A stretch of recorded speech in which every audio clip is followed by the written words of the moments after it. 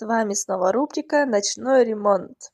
В прошлый раз, когда я красила полочки, я намешала слишком много краски, у меня осталось ее еще очень много, поэтому я решила покрасить всякие детальки в ванной, например, розетки. Правда, я закрасила в розетке дырки, потом ее пришлось пробивать. Во время работы я ужасно пачкала стены, и потом их очень-очень долго оттирала.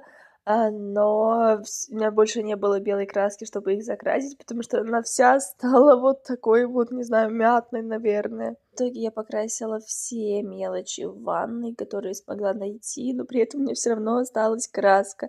И в итоге у меня получилась вот такая вот ванная. Конечно, это еще не конец, но основная часть сделана.